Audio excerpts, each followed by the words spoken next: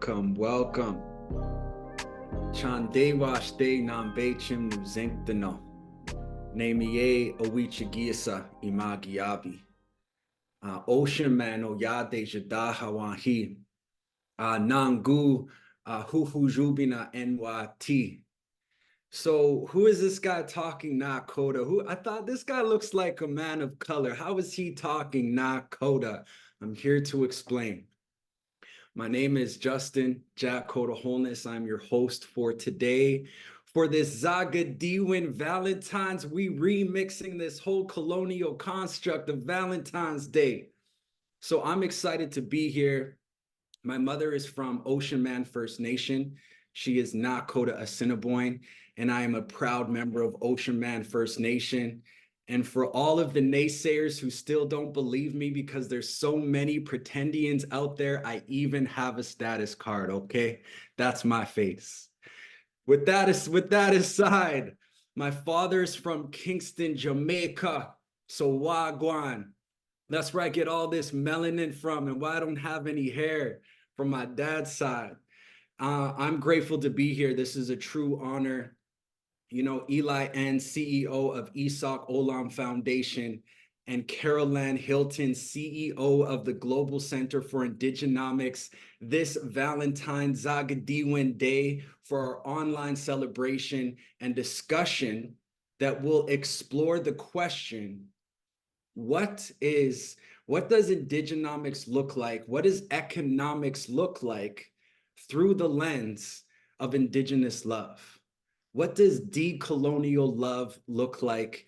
And that is the discussion we are about to have here today. So big up to everybody in the chat. I'm going to be tapped in on the chat, so feel free to connect with me. But before we get too deep into building connections, building relationships, let's start with an opening prayer. So I'd like to pass the feather on to Tina for that opening blessing. Panamaya. Wage Naata Ichchani, Uklasish Chamapith Aksa, Histakshit Sish Tlaoquiat, Dakota Suat, Ojakri Pegos at, Dutch Mennonite at, Tsitsakenkwita Sish Tlahui. Hi everybody, my name is Chamapith Aksa. I come from the Tlaoquiat Nation, Dakota Sioux Nation, Ojakri Pegos Nation, and the Dutch Mennonite Nation. And today I'm going to offer a prayer. Why kashat tlanas, hatlpe hatwayeth. Tla koin tla uchipik siacheth nas. Tlakshi in nacha tu tla uyi. Tlakshi in tla katsi ahkuk kwisumkin ath ha akmisku. Hupi in aapwa, apsata kapu kwatlit maksti. Tla koits ath hatlpe hatwayeth kuyid nitwa ahku tla uyi nas. Tla koits kna chatluk ha iaha a ichamakin tla tlayetskum o exo. Tla ko tlaya kwit it tla ath hupi ha iaha yak itwakituk. Tana se apinath hat with Miss Hatwayeth. Tana se apinath hat with Miss Hatwayeth. Tana se apinath hat with Miss Hatwayeth. Tana se apinath hat with Miss Hatwayeth. Chu tleko chu.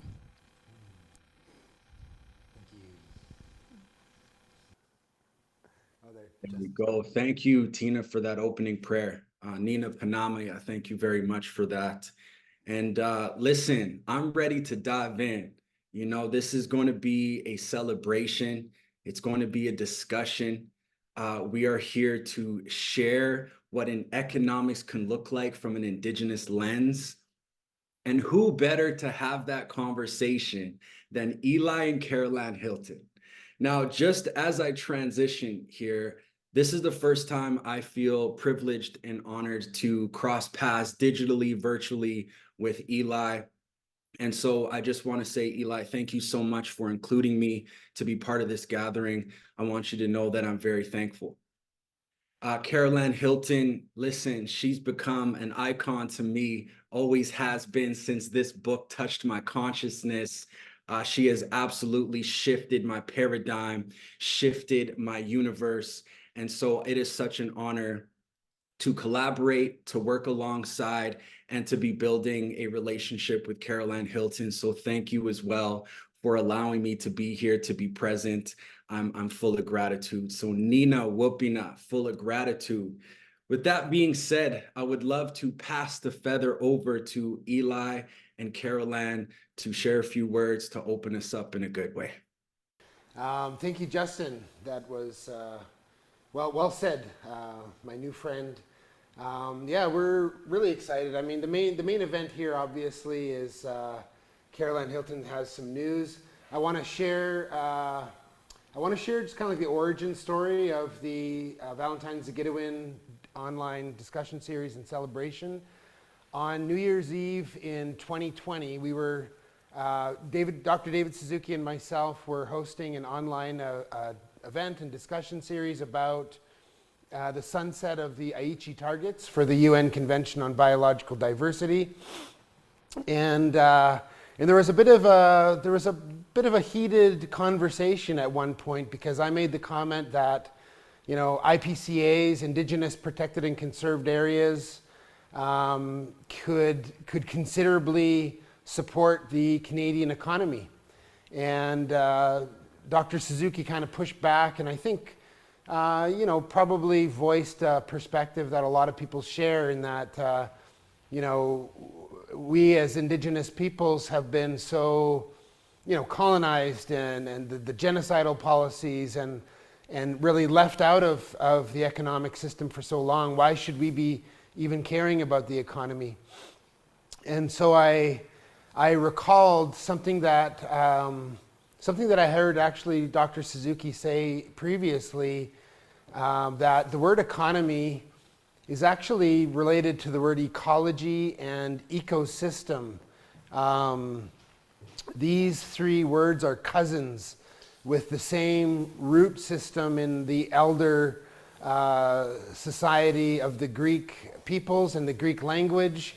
And so economy, in the truer sense of the actual meaning of the word, means the wise and prudent management of the home, the wise and prudent management of the house, which includes both biological and ecological systems.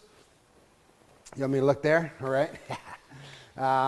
It includes, you know, the ecology and the ecosystem, but it also includes social systems and socio-political institutions and processes. And so this, with this understanding, which is way closer to an Indigenous worldview, it's way closer to how our ancestors practiced economy. We kind of proposed, like the resolution was to say, why don't we co-host an event? I had heard Dr. John Burrows from the Indigenous Law faculty at the University of Victoria speak about Zaagi'idiwin at a conference in Banff, Alberta in 2018.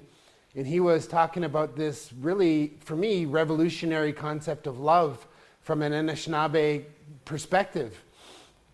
I was asking my daughter about our new channel word for love on the drive over here, and she, you know, educated me about how this, in our new channel language, the word for love is very close to the word for pain as well. So that might make sense for a lot of people out there. But Zaagi'idiwin in a way is really biomimicry. It's learning from nature and how many small tributaries gather nutrients from the land and channel that nutrients through the river and deposit that nutrient into the lake. And it's where that estuary happens where you have the most abundance of life. So when the Anishinaabe and Dr. Burrows talks about Zaagi'idiwin deriving from nature but utilizing that concept of love in social relationships, really we're talking about having relationships of abundance. And I want to just say how key that is, because often in today's society we live transactionally. How can this relationship serve me? How, you know, is this relationship serving me? It's what you can get out of a relationship, competition, individuality, all of these deep-rooted sort of worldview concepts that, in my perspective, give rise to disconnectedness and dysfunctionality. But in this concept of Zaagi'idiwin, we find a perspective on love which is about abundance. Let us have a relationship of abundance, where it's not what I can get out of you or what you can get out of me, but it's how we can contribute collectively to our mutual well-being and our mutual benefit. So that's, and so we did the online discussion series in 2021, February 14th, 2021. We did it again online in 2022. Carol Ann was one of our guest speakers in the second event. And then the third event was our first attempt at in-person, because of course we're coming out of the pandemic in 2023. Terry Dorward, who's on the call as well and will be speaking shortly. Terry Dorward and his son River traveled down to southern Costa Rica, just outside of San Vito, Costa Rica, where they met with Nobes, the indigenous peoples of that part of the world, and signed off on a sister garden relationship between our property in Tofino and the property there in southern Costa Rica. So this is our fourth attempt, our fourth celebration of Valentines Zaagi'idiwin Day, and I'm over the moon that I get to share the stage with Carol Ann Hilton, which Justin did a great job of just emphasizing the impact of Carol Ann's work in the world and her inspiration to many people in rethinking how Indigenous peoples can not only be a part of the economy but actually lead. And I think that's what the world needs now, is that type of good leadership. So that's the 101 on how we got with the Zaagi'idiwin event. I'm going to introduce Terry and River, if River's available. I don't know if River's actually there, but I'll let Terry speak a little bit about his journey down to Costa Rica last year, and then we'll segue back into Justin, I guess, there. Hello. Klassisch Sicha is Dakshit Laoquiat. My name is Terry Dorward, the Conservation Director for the West Coast IPCA Support Program here at the now some Gardens IISAAK OLAM Foundation. It was an incredible journey down to South America, to Central America, to meet with the NABO. Did you want me to just briefly say hello, or would you like me to get into the experience?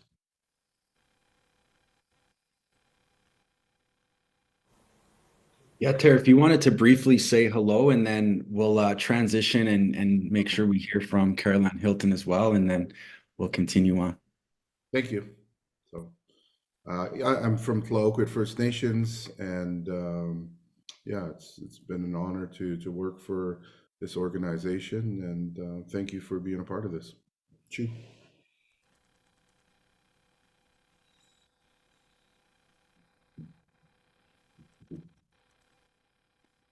Namaya, thank you, Terry. I appreciate that. So as we continue with these openings, Carol Ann Hilton, I'd love to hear from you, introduce yourself. For those who don't know, need to know who Carol Ann Hilton is. So by all means, please introduce yourself and share. I'm from the Heshkwit Nation, from the Ambrose House, and come from a long line of incredibly strong ancestors that lived within their power and within the alignment of the power of life itself, and that deeply inspires me in my work. Thank you for the invitation, for returning back to this. I'm really excited to see this come together on short notice. I think we were a week out. We're like, let's do this. So great to see this come together. Particularly happy to sit beside my relative Eli. Big respect for the work that you do. Your leadership is incredible, and I think that place of placing Indigenous worldview in front of us and leading from that space, there's this movement of the expression of that, of what that means and how powerful that is. And Thanks for everyone for joining and taking the time out of your day to pay attention to Indigenous love and to describe love beyond the constructs of the commercialization of Valentine's Day in itself. And I love this space of what is Indigenous love and how do we express that in our communities? How do we express that in our work? How do we express that in our families? I think it's a really strong leadership space and super happy to see this come together. Thank you. Thank you, Caroline. You know what? That's such a great question. How do we express Indigenous love in our environments, in our surroundings? So to everybody who's tapped in, I want you to allow that to simmer in your paradigm. Because I can truly say that myself in this journey of, surviving this beautiful universe that we live in and trying to find the balance between my indigeneity, my Afro-Indigenous heritage, and my sense of belonging in a traditional territory from where I'm born and raised. I'm living here in Treaty 4 territory. I'm not a visitor. This is my ancestral territory. It's where my ancestors have walked since, generation, time immemorial. And so I really want you to think about that question. Let it resonate. How do you express love in your life? How do you express a reciprocated relationship? How do you express that? Because this is such a beautiful space to be discussing the balance between putting the eco back in economics, right? Bringing back up the importance that it's also a relative to ecology. It's also a relative to ecosystem. And I think sometimes in this busy, fast-paced life that we live in, we forget these things. And so I think that's a great question to just allow yourself to kind of consider that. Think about it. How do you express love in an Indigenous context? How do you express it in your life and in your environment? So with that being said, I'd love to transition back into Terry, because Terry is going to share with us some really interesting perspectives, experience on, his experience in Costa Rica. And so, Terry, I'd love to pass the feather back on to you to share with us a little bit more about Costa Rica and your experience there. Thank you. Yeah, it was an incredible experience with my son, River, who couldn't be here. He's got school obligations, tests, I believe.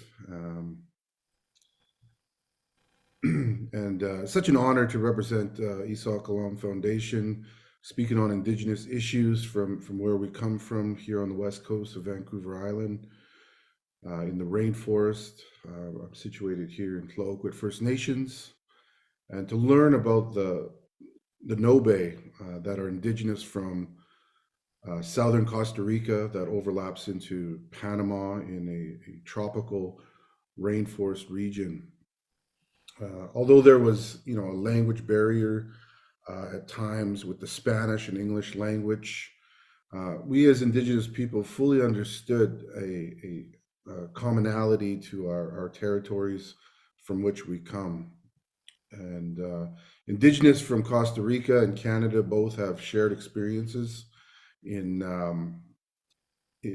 of Spanish and English colonization, of depopulation, from disease outbreaks that nearly wiped us out. And another common theme was being displaced, dislocated, marginalized from our own traditional territories, and our determination to support land back initiatives. Although the Nobe never had residential schools, that was a direct attack on our Indigenous identities, language, and cultures. There's still a movement to maintain their cultural way of life. Another common theme we both expressed was the concerns of our young peoples being influenced by contemporary Western cultures. The negative aspects of this, of course, is taken away from our Indigenous worldviews, knowledge systems, and ways of life. Our sister agreement with with the Nowasum Botanical Gardens in Tloquit Territory and the Wilson Botanical Gardens in Las Cruces, addresses the need for knowledge mobilization for our younger Indigenous generations. The overarching goal in the sister agreement is to promote ecosystem conservation, validate traditional knowledge, and strengthen Indigenous cultures and livelihoods. The Wilson Botanical Gardens are a non-Indigenous botanical gardens that is affiliated with the Organization for Tropical Studies and have recently built a trail in their territory for the purpose of accessing medicinal plants and teaching their students the importance of traditional knowledge systems. And here at the Nowasum Gardens, we have currently funded our Nuchanoth youth young warriors to learn about mapping medicinal plants and what the elders would like to share, utilizing modern technologies like usage of drones and GPS and computer mapping. We believe by supporting the knowledge mobilization from our knowledge holders to our young people with both traditional and modern techniques, I believe we are capturing, the essence of what it is now being referred to as two-eyed seeing, which is, of course, the ability to see the world in both Indigenous worldview with a strong foundation of our Indigenous teachings, values, and traditions, as well as allowing ourselves to evolve as a people with utilizing modern technologies to protect our Indigenous ways that is deeply connected to biodiversity from which we come. We can learn from our Indigenous peoples in their decolonization processes, regardless of language barriers. Our ancestors on the West Coast developed a traded language known as the Chinook jargon, so that they can communicate with the many diverse languages, to develop their strong economies and political alliances that still exist today. On the Great Plains, Indigenous peoples developed sign language to also be able to communicate and trade amongst each other. With today's modern technological advances, I strongly believe we need to open communications with our brothers and sisters from North and South America. In 2025, next year, IISAAK OLAM Foundation and the Organization for Tropical Studies are committed to a social innovation exchange where we want to learn from each other's advancements. In Costa Rica, the concept of payment for ecosystem services has garnered international recognition for rewarding conservation efforts in their country. The program acknowledges the value of ecosystem services and promotes the engagement of local communities in preserving natural resources. And here in Tloquit, we created our own volunteer ecosystem service fee to tourists and local businesses, but we'd like to explore a national model that will benefit all Indigenous nations in protecting biodiversity. Our team here at IISAAK OLAM Foundation would like to share, the Indigenous Protected Conserved Areas model, the IPCA, to the Nobe and other Indigenous nations in Central America. The IPCA model has been championed by our Indigenous peoples in this country. It embodies a holistic approach to conservation that integrates traditional knowledge, sustainable practices, and community involvement. As Nuchanoth people, we are taught Hishukitsawak. Everything is connected, everything is one. We have a responsibility to take only what we need for our survival. And when we leave this world and join the spirit world, that we leave it in a better place for future generations, so that there would be a continuance of abundance of natural resources. Our Nuchanoth worldview is that we believe that everything in nature has a spirit. It is our role as kuas, as human beings, to have a good spiritual relations with the natural world, to not follow natural law and be destructive. Um, and we see that in places like in Costa Rica with deforestation of tropical rainforest for more cattle ranching, or here in Canada with the dependence on fossil fuels and the construction of more pipelines. As Indigenous peoples, our knowledge holders continually warn us of the dangers in being destructive to Mother Earth, that we need to return to having better relations with each other and the world's natural resources, or else face dire catastrophic consequences, which we are seeing in today's climate crisis with extreme weather patterns. I believe that the Industrial Revolution is coming to an end because human beings cannot continue to exploit natural resources the way they have. That is why events like this are so important, to share the message of love for Mother Earth, and have good relations with all. I would like to conclude with a well-known prophecy. Our Indigenous relations from the South have a prophecy known as the eagle and condor, that many believe we are in that time today. The prophecy of the eagle and condor is an ancient Indigenous prophecy that speaks of a time when the eagle, representing the Indigenous people of North America, and the condor, symbolizing the Indigenous people of South America, will come together and in unity and cooperation. The spiritual prophecy envisions a period of healing and reconciliation, not only among Indigenous peoples, but also the land and the environment. It speaks about Indigenous peoples of North, Central, and South America coming together in a time of reconciliation, reunification, and healing of the land and its peoples.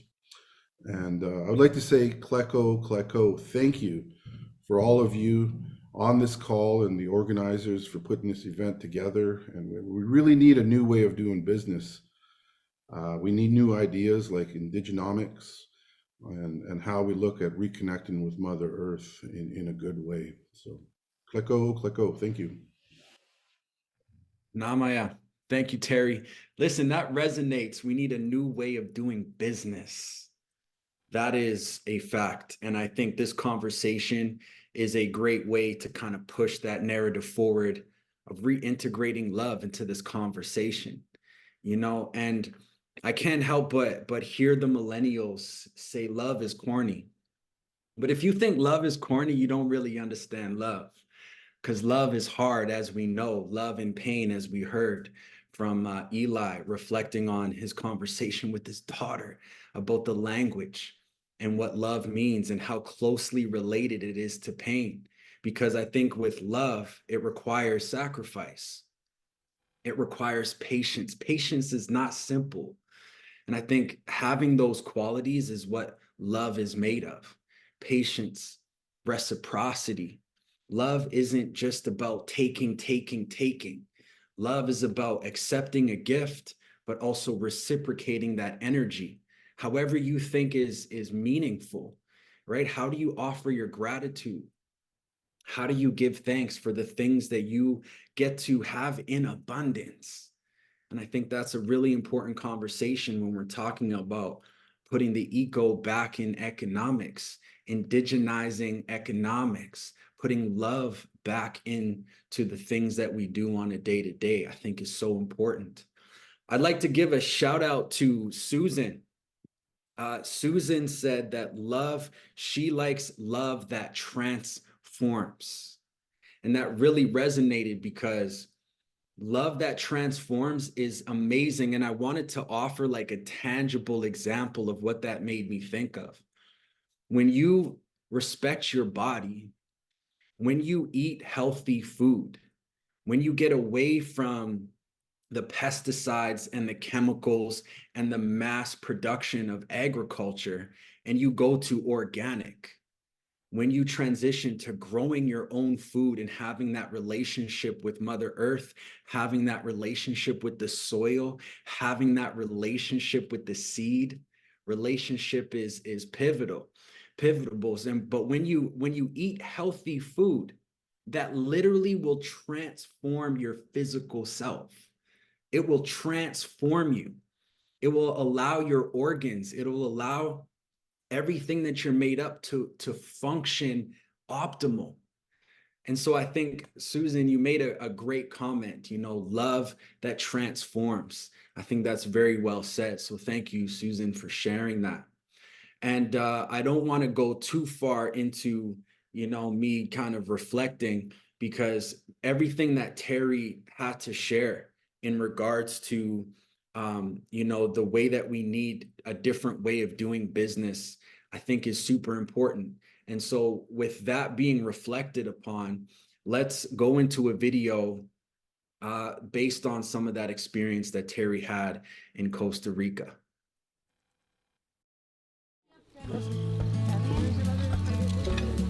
Fresco, ¿quiénes quieren fresco?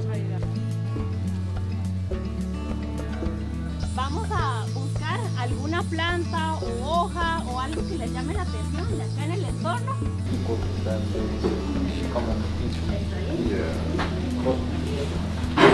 Bueno, muchísimas gracias. Les damos cordialmente la bienvenida acá al Jardín Botánico Wilson.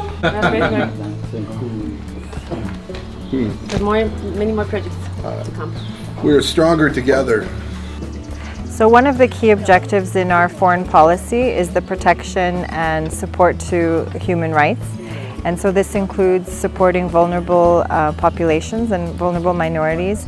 We understand that there's a lot to gain from Indigenous culture and Indigenous populations. So this is a beautiful example where we use the Canada Fund for local initiatives to facilitate an exchange between our Indigenous communities in Canada and here in Costa Rica. Teníamos muchas expectativas de traer el conocimiento de las comunidades indígenas de las que están cerca de las cruces, pero creo que fue más allá porque no solamente creábamos el jardín con todo el conocimiento de ellos, sino que también hicimos esa conexión con las comunidades indígenas de Canadá. Y así es, nosotros vamos a grabar todo el uso y materia que tiene mayor. No hay de joven. Y labores de mi abuelo, Felipe Romero, es de mi abuelo, son maestría de ese médico tradicional. Entonces yo aprendí con él. Siempre comparte con la persona, pero lo que muchas personas critican a una persona cuando quiere privatizar la medicina, ¿verdad? Entonces muchos tienen miedo. Siempre nosotros estamos para servir la medicina a cualquier persona, indígena o no indígena, pero resulta que hay muchas personas que son mala paga, ¿verdad? No les gusta pagar porque es una hierba, dice, natural, ¿para qué va a pagar? Entonces muchos critican, ¿verdad? De esa forma, pero nosotros cuidamos la naturaleza para la salud y eso es para permanente. Well, the experience is that we, as Indigenous people, need to see a need to teach our young people the ways of our people when it comes to medicinal plants, when it comes to language and understanding the world from which we come. Well, with collaboration with Wilson Botanical Gardens and with OTS and with the Indigenous nations here in Costa Rica, we could support each other when it comes to funding opportunities, when it comes to standing with a united front and meeting the needs of Indigenous peoples. En donde vemos cómo logramos con estas alianzas atraer más a las comunidades. A través de OET queremos tener más impacto en las comunidades locales y traer el conocimiento de ellos a más proyectos de conservación, científicos y educación. Así que esto es solamente el inicio de una relación que esperamos que sea muy productiva y provechosa para todas las comunidades y todos los actores involucrados en el trabajo que hacemos en las estaciones.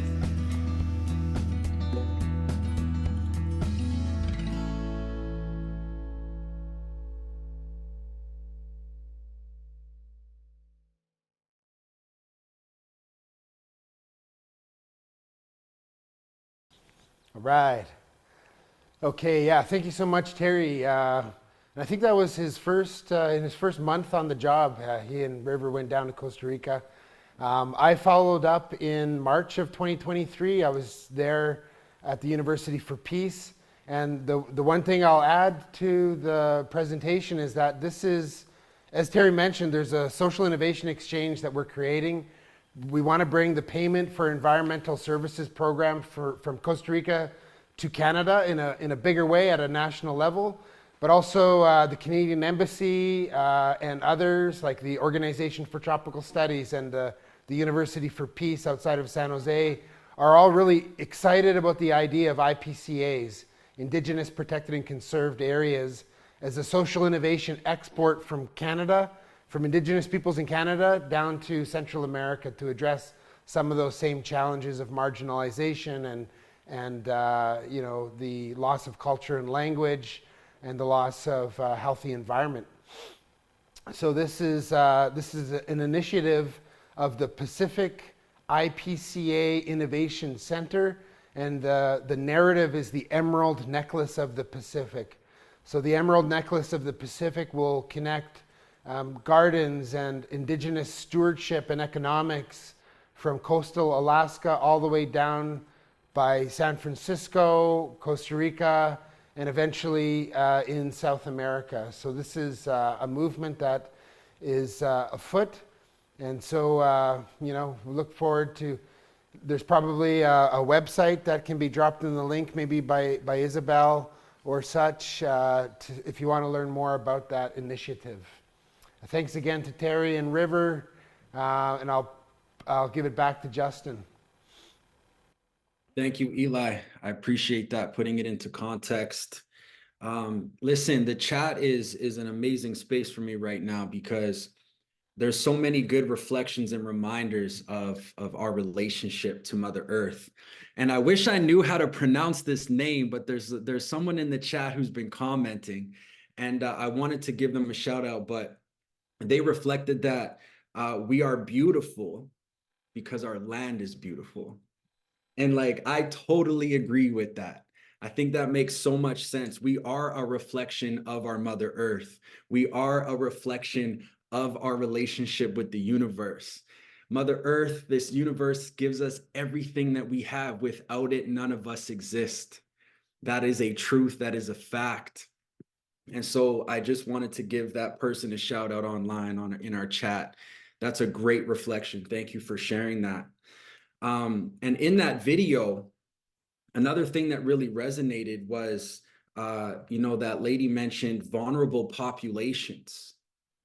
And I think right off the bat, you think of human beings, populations.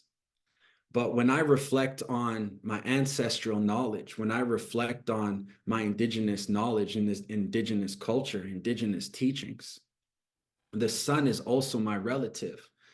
The moon is also my relative, right? The plants, all of the animals are also my relatives. So when we think about vulnerable populations, I think it's helpful to also think about our relatives as the land, as the plants, as that ecology, those ecosystems.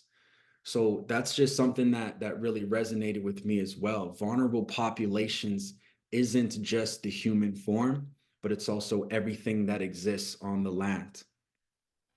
So with that being shared, you know, I'm feeling that vibration of love. And we put a poll out. If you haven't tapped into the poll in our chat, we put a poll out to ask a question. So Jason, do we have a slide that we can kind of see what people have been commenting, see what people have been sharing in regards to that poll on Mentimeter? If you didn't get a chance to see it, you can just scroll upwards in our chat. There's a Mentimeter link that Isabel shared, and you can engage with that voting process. Right on, I see it there. Can we spotlight that? Perfect. So for all those who have shared, thank you so much. The engagement is a reciprocal relationship. And so some people have said, you know, in response to the question, what are some ways you build a relationship with Mother Earth? is singing songs to her, even though I don't know my ancestral songs. Always go to the water where I am giving thanks. Always say hi to the stars because we'll go back there one day. Woo! I like that. Ensure the cash flow of our business aligns with the flow of our rivers. Holy, putting a different remix to flow, you know? I think that's a good one too. By understanding and by preparing to die wise. You know, speaking of death, I think is really interesting. And death, I think, is a absolute important element to life. And I've been thinking of death lately. My father is elderly, my parents are getting elderly, and I can't help but reflect on, you know, what that transition would look like. It really makes me emotional to consider it. But one thing that has really been sticking with me is realizing if my dad or my mother, whoever my loved one is, let's say, you know, we live till 80, 90 years old. And that's 20 years from this present moment. What if you thought about it, instead of 20 years, we thought about 20 visits? How would you treat that relationship? To remember that instead of 20 years, which seems like a big, you know, amount of time, if you reflect on it, if you don't live in the same space or environment, it takes time to travel. What if you only had 20 visits? How would you show up to that visit? How would you spend that time? Would you spend it here while you're visiting with that person face to face, or would you put this down and disconnect from the matrix and reconnect with the organic ecosystem, reconnect with the living species in front of you, reconnect with that loved one in front of you? And so that really like resonated with me. So I really think that, you know, that conversation of death as part of the life conversation and how it can inspire love, I think goes hand in hand. So thank you for sharing all of those reflections. We're going to come back to Mentimeter later. We're going to keep this moving, but I wanted to take an opportunity to, you know, transition to Carol Ann, because Carol Ann Hilton has some really important and exciting things to share, some announcements to make. Listen, this is the stuff that gets me hyped up. And so I'd love to transition, pass the feather over to Carol Ann Hilton so she can share her announcements that she has for us today. Your energy is infectious, and thank you as well, Terry, for your work and presentation. Terry and I went and did undergrad together way back. I was such a geek. I had a little button shirt, and I was always like, such a geek. But my bro Terry was there. Those were the early days of Indigenous education. Early days. So I want to share a state of what that means, of where my inspiration comes from. My focus, energy, attention is to maintain a place of being inspired. My ability to live in the personal discipline of that, of when my energy is low, or where my attention is, or how focused I am, is all reflected to my inspiration. I think that largely drawing from a legacy of ancestry of being Nuu-chah-nulth is entirely a reflection of my world, of the strength of our ancestors, and that any problem or any kind of negative feelings or negative response to my own situation is really about returning to that ancestral strength and refocusing on what I'm focusing on. Is there a movie that said, like, your focus needs more focus? So that discipline is largely how I approach my work. I wanted to reflect that I had this conversation with my grandfather, and I was saying, you know, where did Indigenomics come from? because I don't make that pretense of this is me.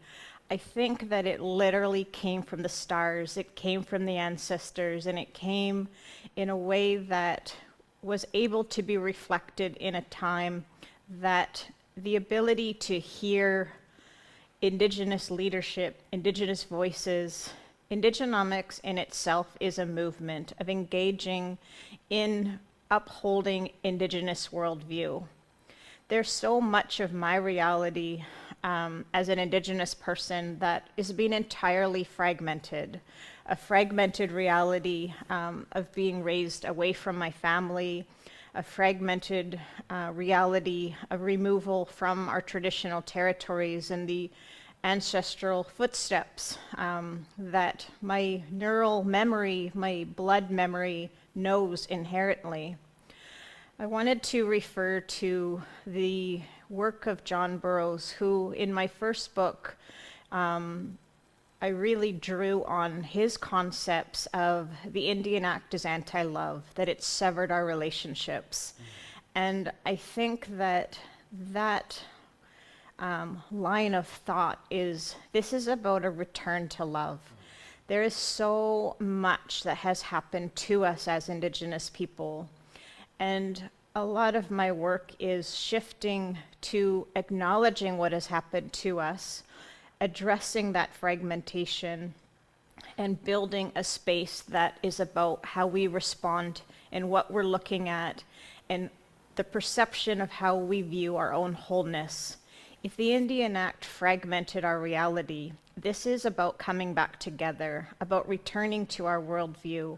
It's about returning to the place inside of us where we feel whole. I love that concept of time is how we spend our love. And I think Justin was referring to that as well, of the choosing where we place our attention, where we place our energy, and what we're about in those interactions. Part of my operating system is having conversations that matter, that the ability to focus on the place where we're in a state of wonder, we're in a state of imagination, we're in a state of possibility. It's in those places that we can create bridges to each other that are meaningful based on love. I love this concept of the realization of our responsibility, our love for our family, and our love for our future, and that love for the unifying force of life itself. Those are all things that inspire me in this work of Indigenomics. I think that being able to speak to how long I've been doing this work and the powerful things that I've seen. I was working with a community here on the west coast of Vancouver Island, and we were doing a comprehensive community plan and facilitating that. We had finished with all the adults in different groups within the community, and the last group that we had an engagement session was the children. We had everyone from 2 years old kind of up to 17, 18 years old, and to watch the shaping of meaning of what we're about as a community was probably one of the most beautiful, powerful things that I've seen. To witness a coming together of realizing what is our future response to who we are and what we're about through the mind of a child. While primary priority was a candy store and a playground, second to that was how to do things together. Third to that was what safety looked like. These children understood that this is not a safe place, that this is a safe place. So looking at those dynamics of where is safety, and that all of the structures of processes and systems of the nation were designed on love, where they talked about how they could spend time with each other, where they could do that, and really that they just wanted to love each other. It was such a powerful depiction of this realization of how we shape our community, how we shape our relationships, and how we shape that love inside of us and nurture that in community. There were two pivotal pieces of information that reflected back to me. For me to say I'm responsible of where I spend my time means I'm responsible for what is in front of me. There were two pivotal moments of realization that brought me to where I am right now. The first was I was at a significantly large technology corporation in San Francisco. And there was this kind of specialization, innovation, conversation of climate leadership that I had been invited into this conversation. And I noted that inside I felt uninspired. I had been invited into this space. I realized that there was kind of this privilege of being in this space, but the conversation that was in front of me, I wasn't enjoying, and it was taking me off of my center of how I experienced this. And I thought about it, and I was like, there's no responsibility in what is being talked about. And that absence of responsibility, for me to say, I'm accountable for what I see, where am I leading? What I formed from that was this realization of systems that reflect back our accountability and responsibility, as much as that is a legacy and deeply embedded within our Indigenous worldview. So I thought about it, and I was deeply inspired of being at this major technology corporation and thought, if I was to create something, what would that look like as a response to what I'm seeing? There was a second aspect that I looked at, and I was in New York, and I was invited to this specific conversation around how you change capitalism, and there was these amazing people that I was able to be on this long-term project with. And what was reflected back to me was so linear and so much removed from our actual relationships to ourselves. So that absence of love at the center, I think also was something that I needed to see and also draw from and build from to ask a question of what does that look like with love at the center. So with love and with light and with life, that was what essentially inspired me into a new creative dynamic of the next level of Indigenomics. To realize that, as we're bringing up the screen here, to realize that my work of building this concept of Indigenomics, in introducing this concept, I want to start that essentially Indigenomics is my love song. It's my love song to the universe, and it's my ability to express what that means to be an Indigenous woman. In presenting this concept of the next version of Indigenomics, as we're pulling up the visuals here, I wanted to be able to take this time and to be able to reflect, to acknowledge my team, both through the Indigenomics Institute and through the Global Center, for being able to bring into focus all of this work and the design of being able to facilitate this. I would like to introduce this concept of Indigenomics now. To be able to bring this into the light, the next version of Indigenomics is designed to reflect the natural world and serves to advance an economic narrative that is shaped by the natural world.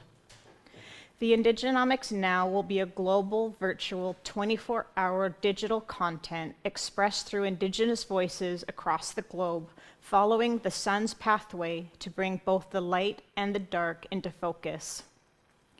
The forum agenda highlights Indigenous voices that serve to cross the experience of linearity of the dominant economic narrative and instead shaped from the structure and rhythms of the natural world, drawing from the planetary systems and cycles, including the 13 moons as streams of content and the 4 directions as stages to establish and revalue Indigenous economic worldview. Next slide, please. This concept of 13 moons of content we understand this space of wisdom, that the realization of the directions and Indigenous worldview of how we are centered within the universe.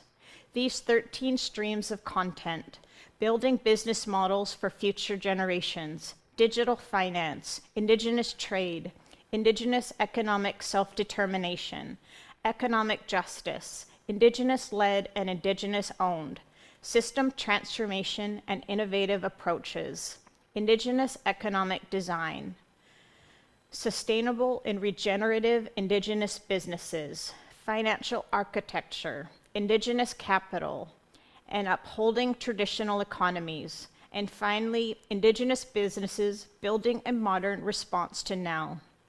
Centering this concept of Indigenomics now, we are essentially building a space to value Indigenous voices, to value Indigenous worldview. Next slide, please. Oh, that's all we have. I think there was one with the logo on there, but oh, there. So the concept of, I love that answer about, on the Menti, about the stars, because the logo itself is a reflection of a systemic jolt to the system. So the lightning bolt of Indigenous worldview, of how that is an intermediary between ancestral knowledge, our world today, and essentially what economics can be.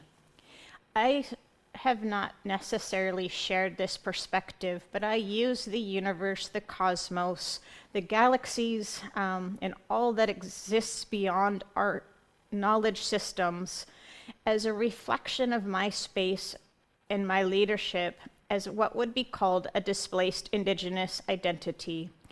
As a 60 scoop child, I often felt like I was floating through space, that I didn't have this grounding to the land or to the place or to those knowledge systems. So I felt like I wasn't sure where I was anchored to. And this concept of the spatial orientation of Indigenomics, of the meeting of space, the meeting of time, and the reflection of Indigenous worldview, of how we uphold it as our responsibility.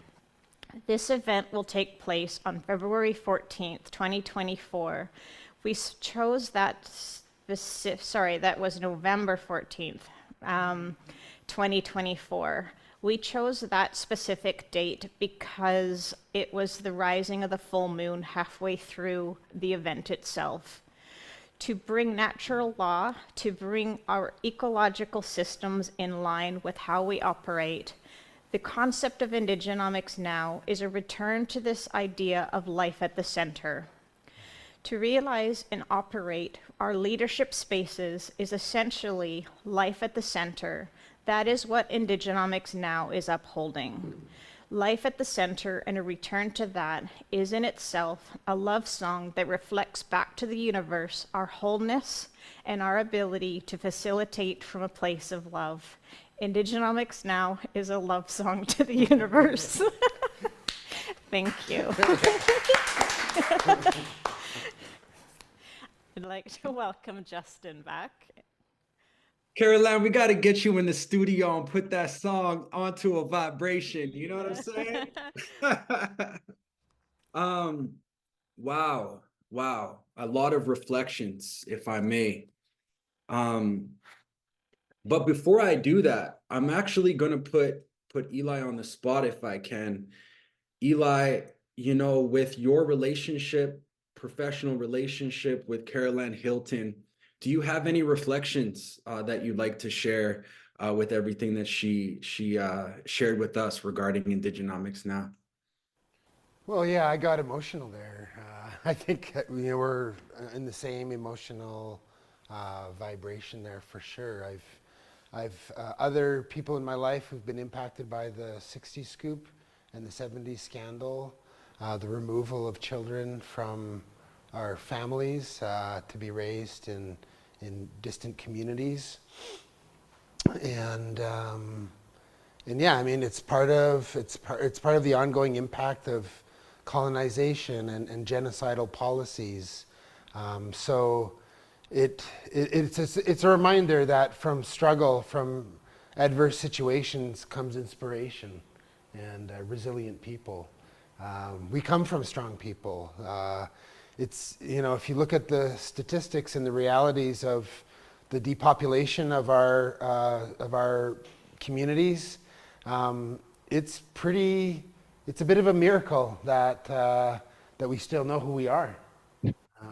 And so I have a huge amount of respect and love for Carol-Ann and what she's doing to, you know, to focus her focus and you know, inspire others to the possibilities of what Indigenous economic leadership can be. And, you know, with you know, I mentioned a little bit in my opening comments there about how I see the, you know, there's a fellow from Dene country up in Northwest Territories, an elder, who said, it's not us Dene people who need to be decolonized. He said it's the rest of Canadians who need to be decolonized. The individualization or the hyper-individualization in our society feeds disconnectedness. You know, humans separate from nature, black people separate from white people, Christians separate from Muslims, and the cascading disconnectedness gives rise to dysfunctionality and dis-ease. And so in that context where we see geopolitical conflict breaking out in different parts of the world, and we see that dysfunctionality right before our eyes here in Canada and North America in general, we need that kind of leadership. So thank you, Carol-Ann, for continuing to stick to that positive, inspirational vantage point. Thank you. I just wanted to reflect as well that the Indigenomics Now site is officially live. If we could put that in the link. Thank you again for our team for making that happen and believing in a belief something beyond the reality of economy is how we experience it now. A return to love. I think this was such a fitting conversation for the theme of today. Back to you, Justin. Amazing. Thank you for your reflections, Eli. I appreciate that. And I also felt that emotional vibration. And I think it takes, you know, healthy perspectives. It takes a healthy person. It takes emotional intelligence to acknowledge that part, especially as a masculine, to share that emotional side, to share, you know, and honor that sacred feminine within us is really important. And so I also wanted to reflect, if I can, you know, I'm still trying to catch my composure with how I feel in regards to what's being shared here today. And everybody who's on this webinar, who's participating, who is witnessing this, you're now a witness to the relationships being, you know, preserved here, the relationships being born here. Your participation, you being here as a witness, is an important element to reconciliation. And I just wanted to reflect that, you know, Carol-Ann's work to reconnect us with the stars is so incredible. And it was a big part of her book in the last few chapters that really harnessed on environment. And one of the things that I've noticed myself doing more, this might be a little bit, you know, extra for some people, but as women have a moon time, I've been learning that men have a sun time.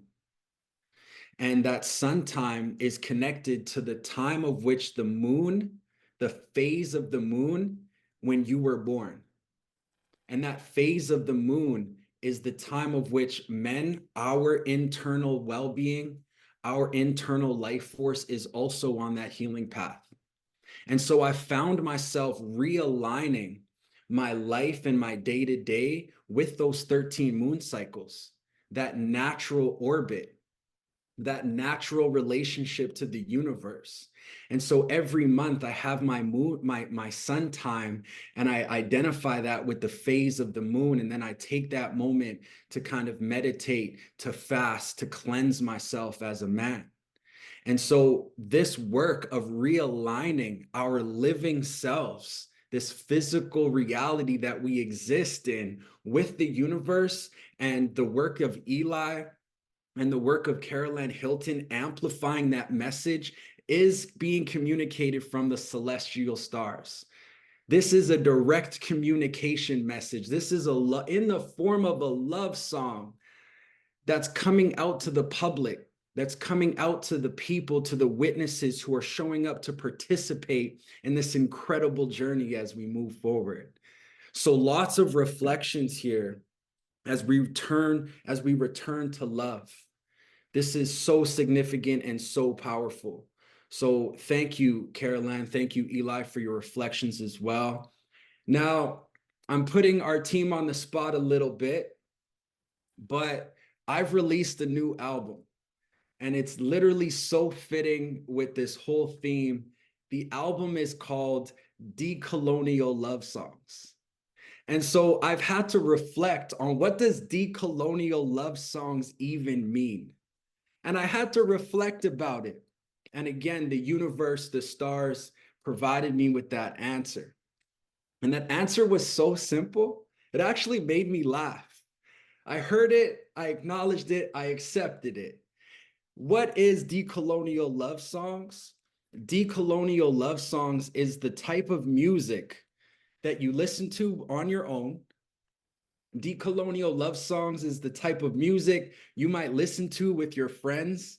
Decolonial love songs is the music you might listen to, in the backdrop. But that same music that you're listening to, you can bring it and play it right in front of your kushi. You can come and bring that same music and play it in front of your grandparents, and there's no threat that it's going to be offensive. Do you know what I'm saying? It's the same song you listen to on your iPad, on your streaming device, but you can also share that with your kushi, with your grandma, with your grandpa, with your niece, with your nephew, with a young person. It doesn't violate those boundaries of respect. And so Decolonial Love Songs is an album that just dropped February 7th. And if we are prepared, I would love to share with you a music video that is unreleased. It doesn't come out until March 7th. So everybody here is getting an exclusive release of Wash Day Wana, which is a song off of my album. And as we transition here, Wash Day Wana was, the creation story of that song is, for me, sentimental. At the time of creating this song, I was literally in Nakota classes at the First Nation University of Canada here in Regina. What's significant and sentimental for me on that journey is that my kushi, Leona Croscamp, my grandmother, was the first Nakota language teacher at the First Nation University of Canada. I get emotional when I talk about my kushi because I wish I had more time to spend with her. And that's what I mean by those 20 years versus 20 visits. Make sure you don't waste time to spend that time with the people you love and care about. But nonetheless, my kushi, who revitalized the Nakota language at the university, I've always wanted to take those courses. And as a result, I moved here full-time in my traditional territory, enrolled into Nakota 100, passed it, moved into Nakota 101. Now, both of those classes was taught by Iris Owach from Zaagi'idiwin, which is Carry the Kettle here in Treaty 4 as well. But Iris Owach was a student of my kushi. And so to learn that language from our Ushbekia, from our teachers, was so sentimental. And as she crossed over to the stars, to the star world, to that spirit world, I'm fortunate that I was gifted a lot of her belongings when it comes to her teaching material. And so one of those books that I got was the Nakota Dictionary. And it's just a list of Nakota words, and it goes into like past, present, future, different way, negative connotations, how you can use that one word. And I happened to be flipping through that book, and I came to wash day. I'm like, yo, that word is so common. Amba wash day means good day, you know? Chande wash day means good heart, right? Wash day can mean good. It can mean positive. It can have a lot of references. And I came across this word, wash day wana. I'm like, it means, do you like it? When you say wash day yanahe, it means, do you like it? It becomes a question. Wash day wanane means, I like this. Wash day yanahe, wash day wana. I was like, yo, that's a whole song. So I put this whole song together. I'd love to share this music video with you. I hope you enjoy it. Listen, big shout out to Brad, Doreen, Judy, Daphne, Jane for having your screens on. We appreciate you for that. And for any of our men here, if you're looking for some date night ideas, I think this music video can help you out. So without further ado, prepare yourself for some romance. Prepare yourself with some R&B and some rap, a little bit of hip hop, as we share this unreleased exclusive Wash Day Wana music video off of my album, Decolonial Love Songs. Wash Day Yanahe, do you like it? Wash Day Wanane, I like this.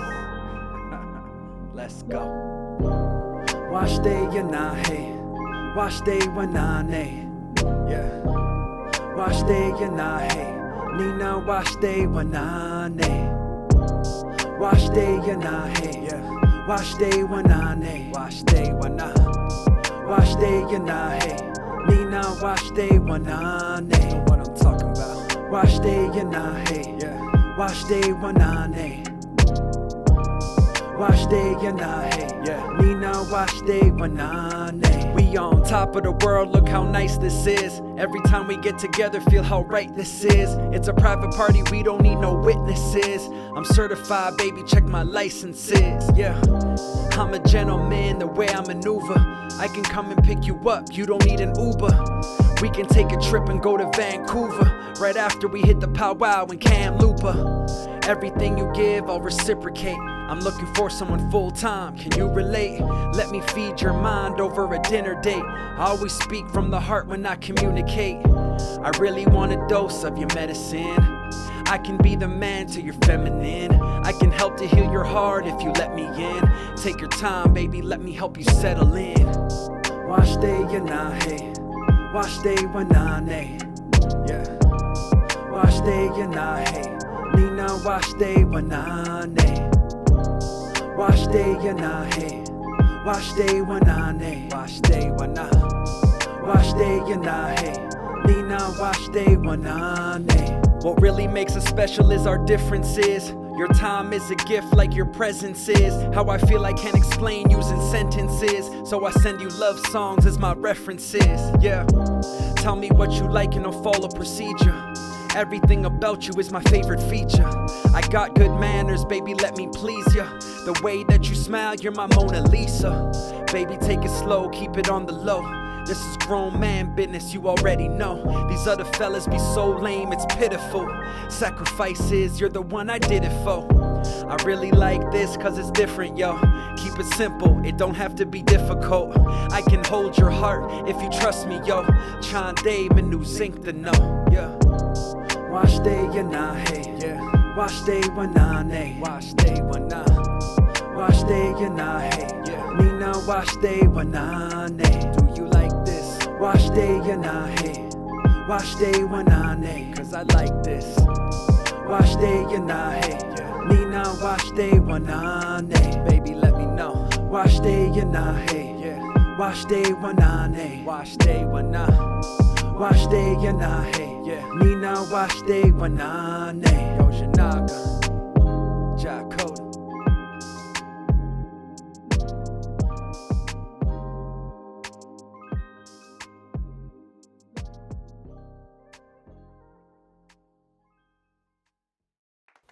Gratitude.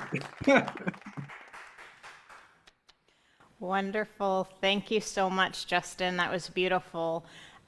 Thank you for your gift of music to the world. Thank you for the gift of your voice, and thank you for the journey that landed you to be able to express love in such a beautiful way.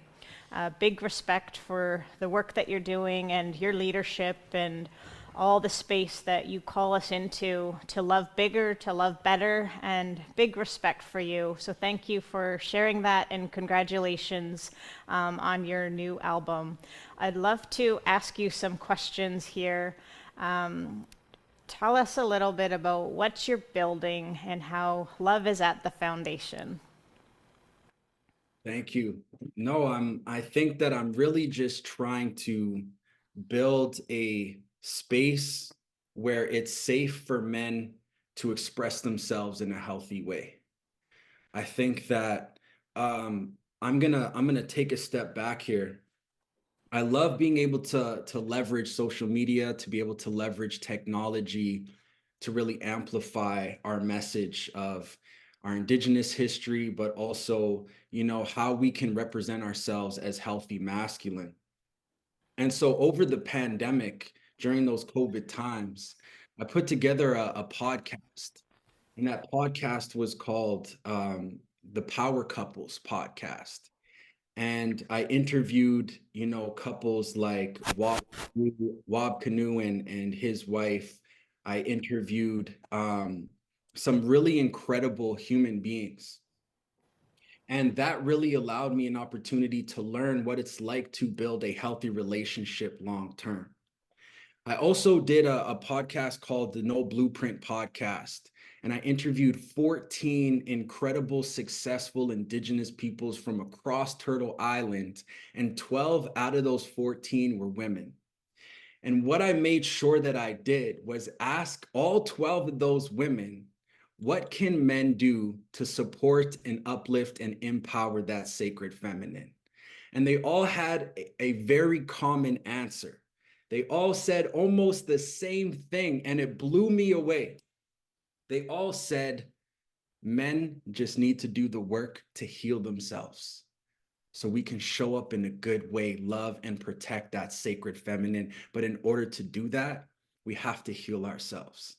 So that was so profound. So I think what I'm really trying to build here, Caroline Hilton, is a reflection of what a healthy masculine looks like, of what it means to stand beside or stand behind our women as they lead the way. And so I think that's a big part of what motivates me, what inspires me. And it's a big reason that I feel so honored to build a relationship with you, to be able to collaborate with you, walk behind you, walk beside you as you lead the way. So it's been an incredible journey thus far. That's beautiful. Thank you so much for sharing that. I think that you've had a profound voice of bringing indigeneity to music and expression. Tell us a little bit about the platform and what that means to you and how you're centering Indigenous voices within that. I appreciate that. I created this platform called Tribe Music, and the creation story of Tribe Music came from a time when I was working in the community with young people.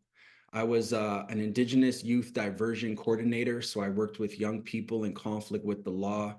And my role and my job was to kind of help them, put them on a healthy path and help them restore balance in their life and try to help them stay away from the justice system. And so a lot of the young people I worked with were aspiring artists.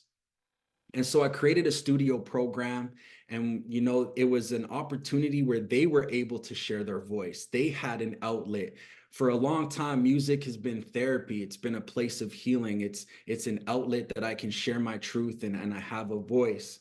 And so it was such an honor to be able to do that for the next generation. So with that studio program and putting that together, giving them a voice, a big part of the challenges that some of our more mature young people were experiencing is just being able to make a living doing what they love. And so I wanted to find a way that I can help them kind of put some income in their pockets for the hard work that they're doing at being the change they want to see. And so I ended up figuring out that when we think about the music industry and we think about streaming, it's really difficult for an up and coming artist to make a living through streams. You need millions and thousands of streams to make some kind of decent income. And so, trying to be solution orientated, I took it upon myself to create an online platform to empower the voices of our Indigenous young people, empower the voices of Indigenous artists and Black artists. And the revenue generated from the subscriptions goes directly into an equal split into all of the artists. And so creating that platform was just my way of trying to come up with a solution that was a little bit more lucrative than the current platforms available, and Tribe Music came to life. And so that's a platform that's out there in the world, and it was also my shot at entrepreneurship as well. It's beautiful. Thank you so much for sharing that, and thank you for your leadership. It sounds like Tribe Music is the love child of the realization of the space of upholding Indigenous music and voices. So thank you for your leadership. Just before we close, is there any way that we can support you in your work? Yeah, no, thank you. You can literally, I share everything on my social media. So you can just go to @JackCodaMusic. Thank you, Isabel, for sharing that Tribe Music link in the chat.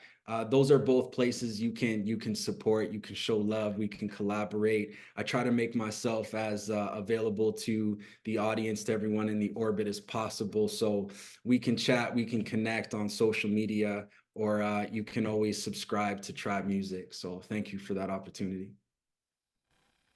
Much for sharing that, Justin. Big appreciation. So with that, we're going to change directions and we'll move it over back to Eli.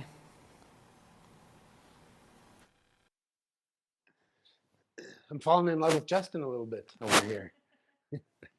Really inspiring life work there. Yeah, so thanks. I have also an interest in justice system, so I'm interested in hearing more about your work there. So yeah, for the remaining, we're on till 2 o'clock. So with the remaining half hour here, we're going to mark history. For those of you, and I see Stan Boychuk on the call there talking about the collective biosphere trust work there. And Terry spoke. Terry's tuning in from our territory on the west coast of Vancouver Island. So I will be inviting him momentarily to share the stage with me virtually here. But this 2024 marks the 40th anniversary of the Meares Island Tribal Park, Wanachas Hilthuas in our language. This is an absolutely key example to look at leadership of Indigenous peoples and what I would call true reconciliation. Reconciliation is one of those words that's really been overused and sometimes abused, and some people have gone so far to say that reconciliation is dead.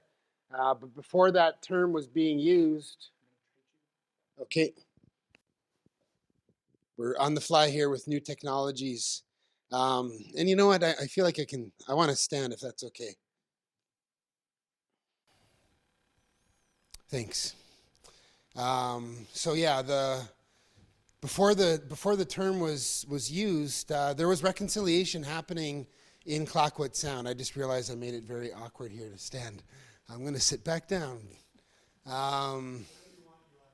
Okay, bud. So Indigenous and non-Indigenous peoples came together around their shared value of environmental stewardship and social justice in the late 1970s and the early 80s to stand together on the blockades, the peaceful blockades at Heel Boom Bay or Tsisikas on Meares Island. My Uncle Moses Martin was our elected chief counselor at the time, and he uttered the words in November of 1984 in preparation for the staff, the logging crews from Macmillan Bloedel, They set up a camp there at Heilboom Bay, and when they arrived, Moses welcomed them ashore. And this is an example of Nuu-chah-nulth love and teachings. And he recognized that the staff of Macmillan Bloedel were not inherently bad people. They were employees of a company that, for all intents and purposes, in their mind, had a legitimate right to log at Meares Island. And so in our teachings, when somebody has a misunderstanding and they're behaving in a way that's destructive to themselves, destructive to others, the old people would say, that's so poor. And what the solution was not to get angry or to fight, but to medicine those folks and to correct their misunderstanding. And so when the landing craft came to offload equipment and begin for road construction and deforestation on Meares Island, Moses stood on the shores and he welcomed them, and he says, but you have to leave your chainsaws in the boat, in your boats. This is not a tree farm. This is Wana Zaagi'idiwin. This is our garden. This is a tribal park. And I've talked with Moses many times about this simple offering of cross-cultural literacy, because he understood that the people at Macmillan Bloedel wouldn't be able to understand what Wana Zaagi'idiwin means. And so he invoked the Christian concept of the Garden of Eden to try to relate the sacredness of this island, the sacredness of those forests, that this is not an industrial work site, this is our garden. And to drive the point home, Moses said that this is a tribal park. And I would say at the time, if forced to provide a definition of what tribal park meant to him, that the simple definition would be that not a tree farm. This is a tribal park, it is not a tree farm. And although that tribal park has never been officially recognized by the provincial or federal governments, the trees on Meares Island are still standing to this day. And so I think that is a great testament to the power of Nuu-chah-nulth law, of Indigenous law. Moses has said, he didn't see that as civil disobedience in the peaceful blockades. He saw that as observing Nuu-chah-nulth law, observing and following natural law. And so this for me brings up a kind of love that I'd like to share today. I mentioned our Nuu-chah-nulth understanding of love and pain, but I want to drinking coffee every day. Oops, a little spontaneity there. I became a father at a young age. I was 14 years old when my eldest daughter Justine was born. And when she was a little girl, 4 or 5 years old, I was just graduating from high school at the time. And I forget the exact circumstance, but I remember that I was not well. I had a cold. I think it was just a common cold or maybe a flu or something. And I was laid up on the couch. And my daughter Justine was wearing her little purple dress, and she was cleaning up. She had a broom, and she was sweeping. And she knew I wasn't feeling well, and so she went to Grandma Karen and got a glass of orange juice, and she brought it to me. And she said to me, this is how I'm going to look after my children when I'm a mother, when I'm a mummy. And that moment was a transformative moment for me, because in that moment, I fell in love with my unborn grandchildren. And now it's my turn to get a little emotional. And now, I have my granddaughter Audrina, my grandson Torin, and my granddaughter Navy from Justine. But all those years ago, I guess that's 1998 kind of a deal. I fell in love with my unborn future generations. And fast forward, I think it was, I was 23 years old now, so 2003, I was back home in our community and reading through historical archives. And there was a meeting that happened on Meares Island, where we have today the tribal park. In 1914, there was a meeting where there were Crown representatives. I believe it was called the Royal Commission on the Indian Peoples of British Columbia, where delegations were sent from Ottawa to visit our Indigenous nations in British Columbia post-Confederation. British Columbia entered the Dominion of Canada in 1871. And the minute taker did a great job of recording the dialogue. And what really blew me away was that every time our Hutwith, our hereditary chiefs, every time they articulated their desires for the future, they always referenced what is in the best interest of the future, the people coming 300 years from now. They use that number, 300 years. And in those moments, reading through these historical archives, and the cultural logic kept on returning back to what is in the best interest of the great-grandchildren coming 300 years from now, I felt a kind of love that I had never experienced before. Just like when my daughter was taking care of me there when I was sick, I fell in love with my unborn future generations. But in that moment, I felt loved by somebody that I had never met. And I would never meet in the physical realm, but they were making decisions and they were lobbying and advocating on my behalf, 100 years previous. And so this is, when my brother Terry was talking about KUAS, real life human being, this idea of intergenerational accountability is built right into our humanity concept as Nuu-chah-nulth peoples. And this was exercised once again in 1984. So from 1914 to 1984, during that period of time, and I'll say at that meeting in 1914, one of the complaints that our people articulated very beautifully, very eloquently and gently, they said, when the first Indian agent came to our territory, when the first Indian agent came to our territory, Harry Gilead was his name.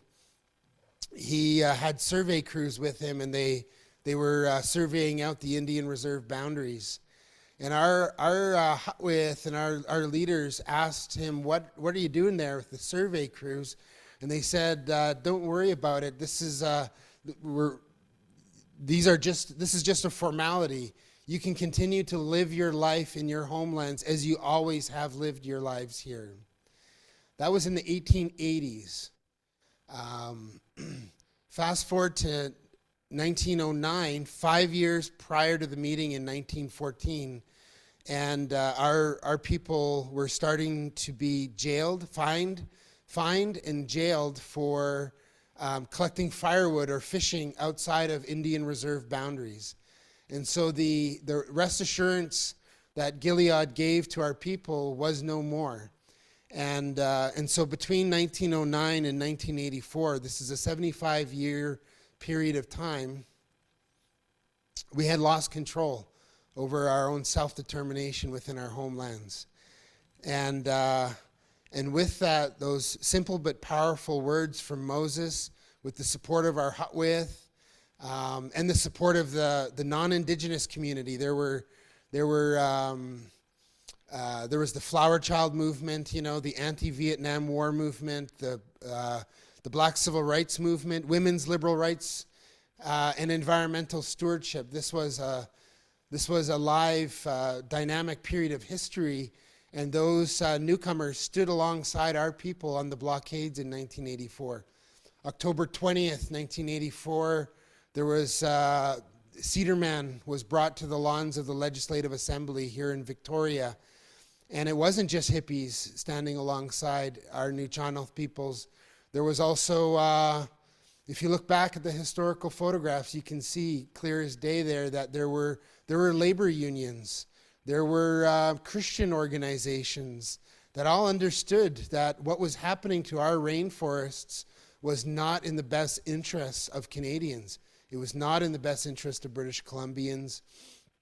And so that, this is why I say, you know, this for me was true reconciliation before the term was used, because all those different peoples came together around our shared values of environmental stewardship and social justice. And our, you know, responsibility to the unborn generations to come. Justin spoke earlier about vulnerable populations. I was taught by my elders that the most vulnerable populations are those who are not yet born. And I love that you're connecting with the stars. One of our Nuu-chah-nulth teachings about the stars is that our past and future ancestors watch us, and our words forever become commemorated in the stars. And so, you know, will our actions and our words today be celebrated by our future generations, or will they be wondering what the heck were we thinking, you know? And so, so this is what the anniversary of the Meares Island Tribal Park means for me. It's about getting to those core teachings about what it means to be a human being. Kuas, real live human being. Uncle Levi Martin, you know, taught me some of the nuances of this concept. As Kuas, we are a link between our past ancestors and our future ancestors. And as a link, we have a responsibility to handle our natural inheritance with care. Our natural inheritance includes all of our lands and waters. It also includes our bodies, and it includes our names and our songs and the intellectual property of our civilization that has been passed down through the generations, and hahopa. So if we can split screen with Terry here in a minute, I want to invite him to share his thoughts about the anniversary as well. Terry holds an important role also in our community. His family supported the declaration in 1984. But I'll ask you, Terry, to share your thoughts on the anniversary. Yeah, thank you for that. And yeah, I was 12 years old in 1984, so you could do the math on how old I am. But I think for a lot of people in my generation, it really politicized us and you know, taught us our roles and responsibilities as Nuu-chah-nulth peoples. We were all together back then. This was before the treaty process that divided us. In you know, a lot of ways, you know, families were divided.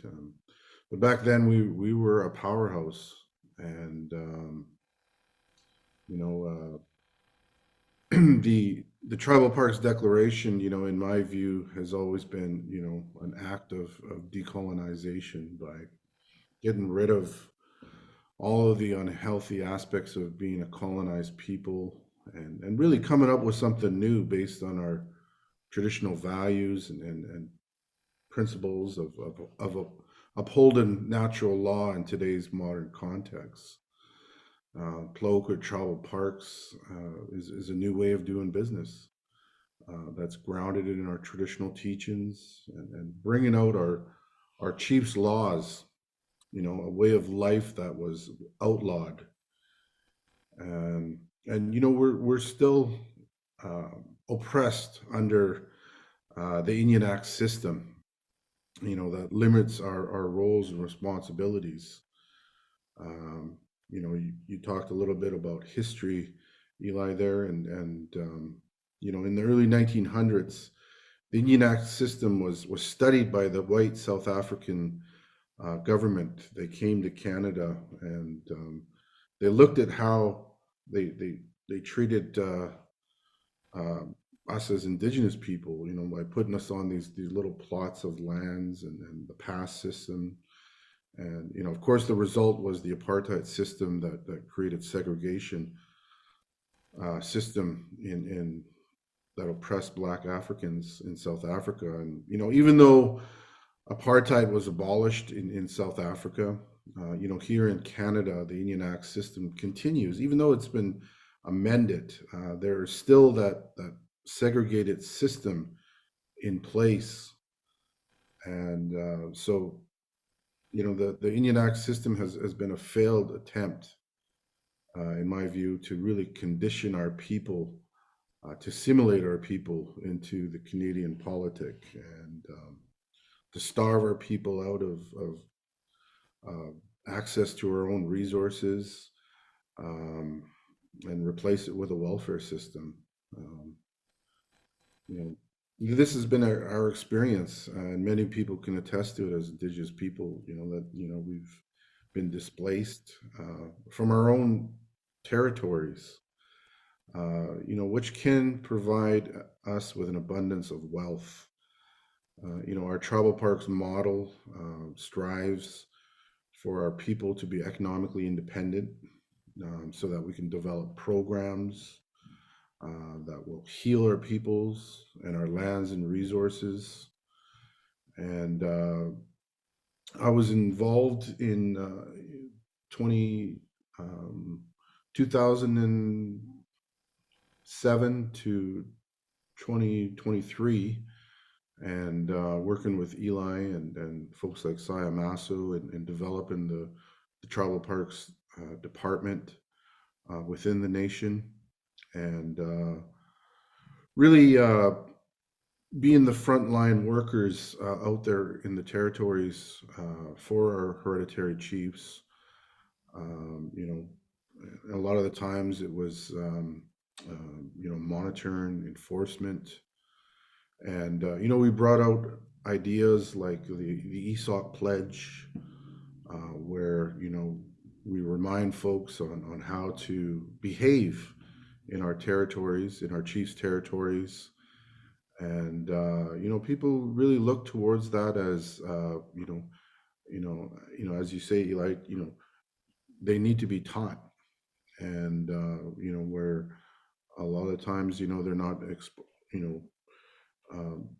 they're not being, you know, there is no forum for them to learn about this.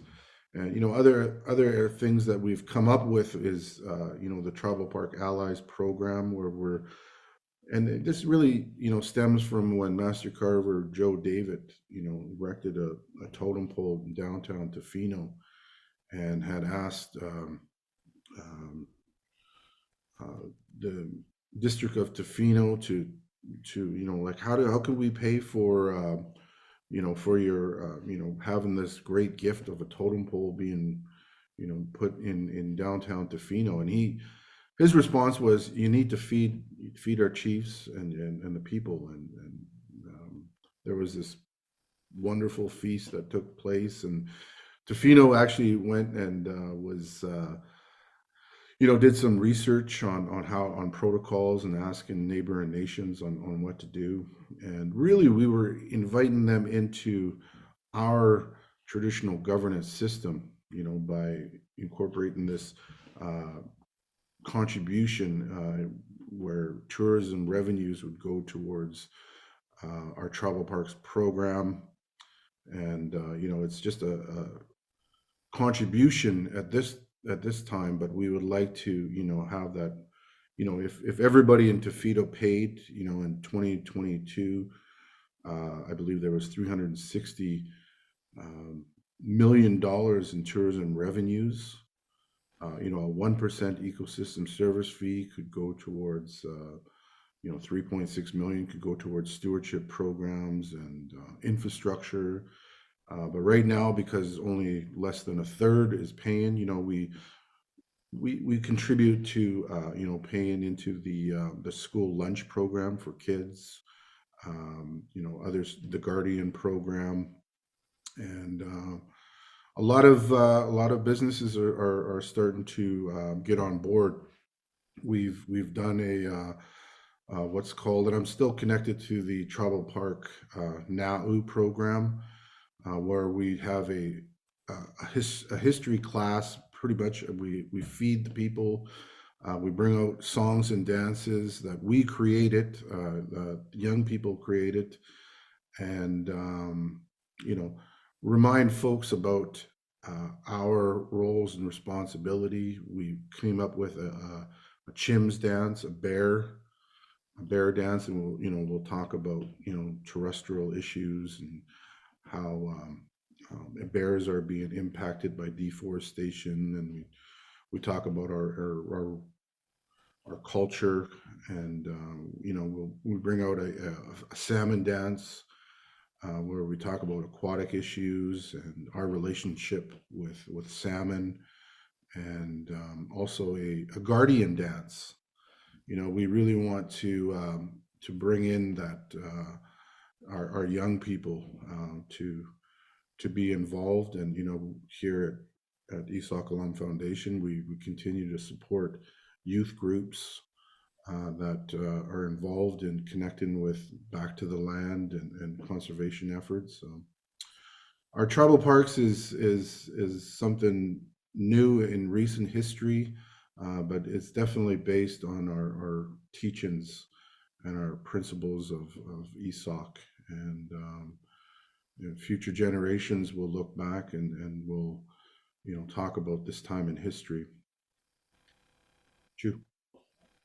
And I'll note that the logo behind Terry there, that for the IISAAK OLAM Foundation, the moon face there comes from Heelboom Bay, from Sisyphus. There was a cabin built there in 1984 as part of the welcoming party for the logging crews. And in the inside the cabin, on one of the doors of a cupboard, was a carving with that moon face. And so we really look to the leadership of our past generations and the teachings of our ancestors in all the work that we do. We've mentioned Indigenous Protected and Conserved Areas a couple times, IPCAs. The tribal parks examples were part of the inspiration for IPCAs. We also looked at the Great Bear Rainforest. We looked at other Indigenous-led initiatives across Canada, United States, Australia, New Zealand, South America, many places around the world where Indigenous peoples are taking back that responsibility to steward our lands and build responsible economics for our unborn, you know, generations to come.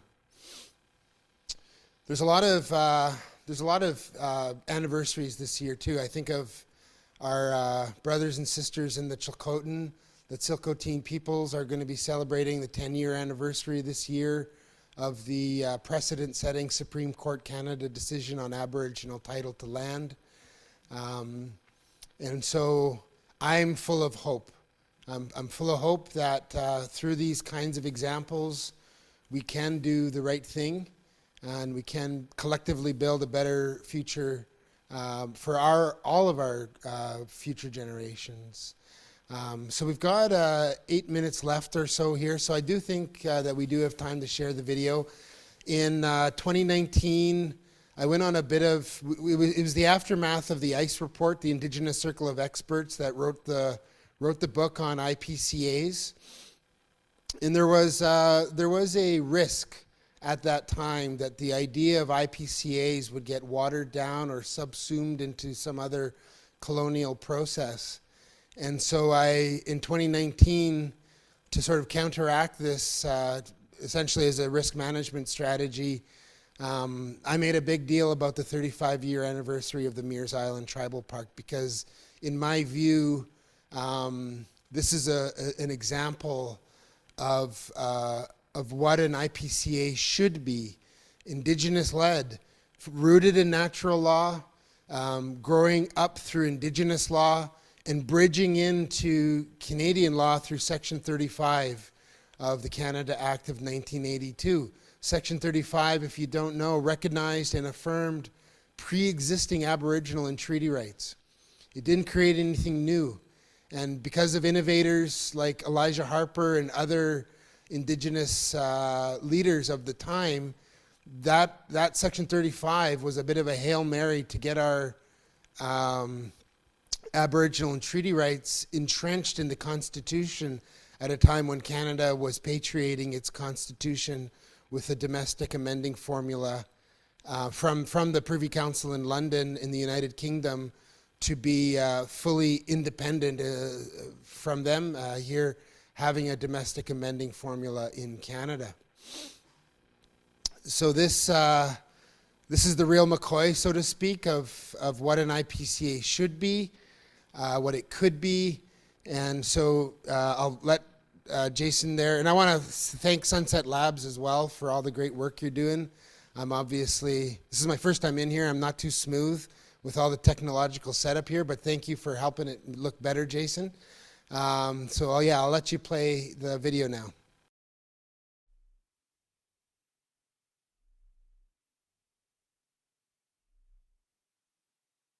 Yeah, the two Newtonian principles that we were all raised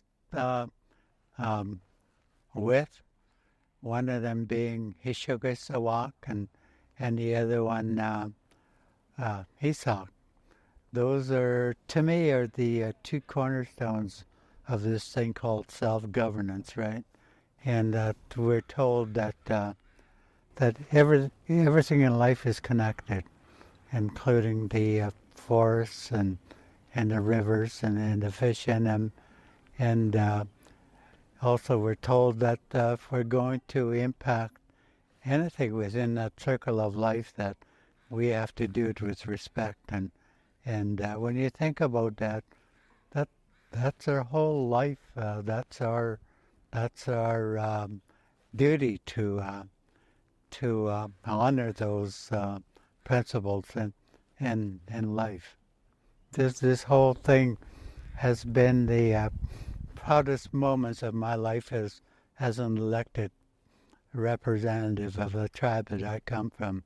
And yeah, it's just something that I will always be proud of, and how we came together as people, not as individuals, but as people concerned about the same thing that we were, including many non-natives that took part in that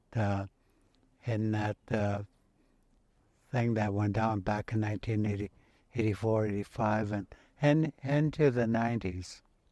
Yeah. Now, my understanding is there was some pushback, there was resistance, there was racism, there was, it wasn't all fun, it wasn't easy. Yeah. You want to talk a little bit about how at first there was some animosity?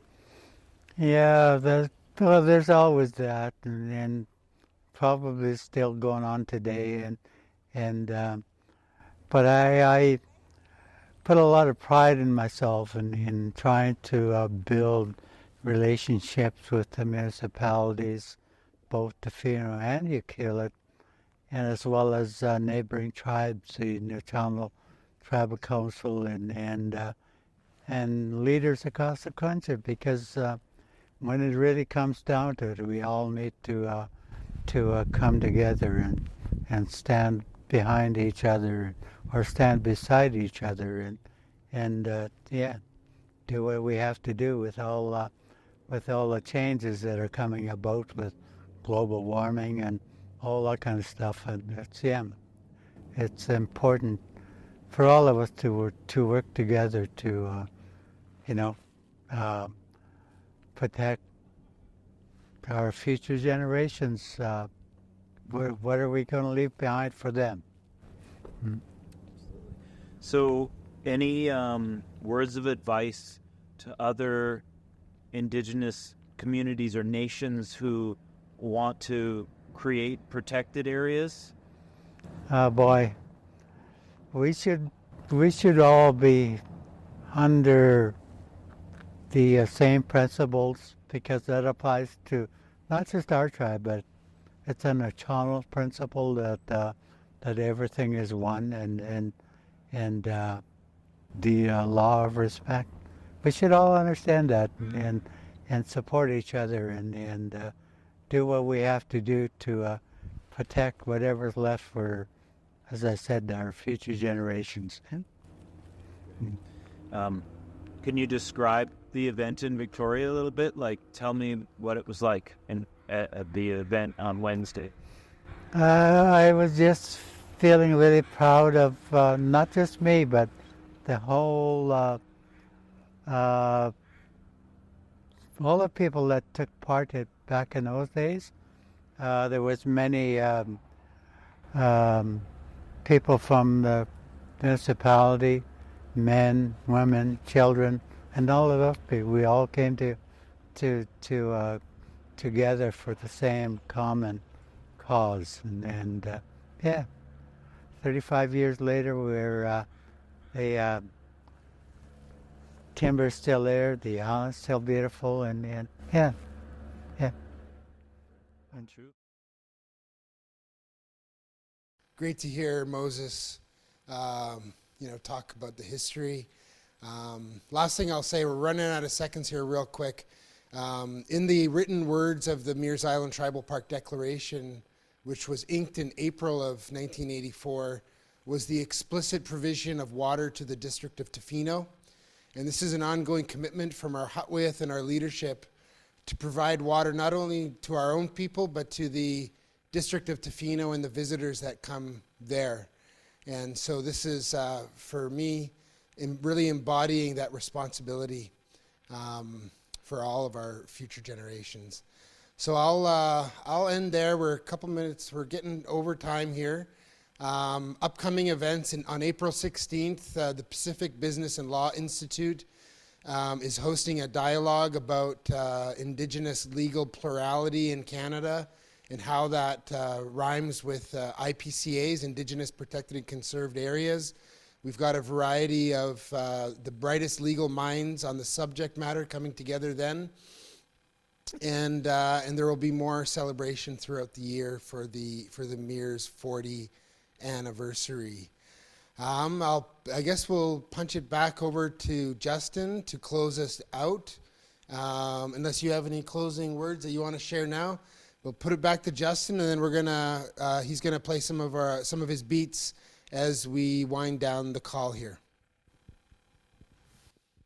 Namaya, thank you so much. Thank you to everybody who has been engaged. Listen, I'm going to wrap this up really quick, okay? Here's what I want you to do. For everybody who is remaining, do me a favor. Let's stand up for a quick moment. Eli, Caroline, if you want to join us, let's stand up real quick for a quick moment. We've been sitting for 120 minutes. Stand up for a quick second. On a count of 3, I want you to take a deep breath. 1, 2, 3.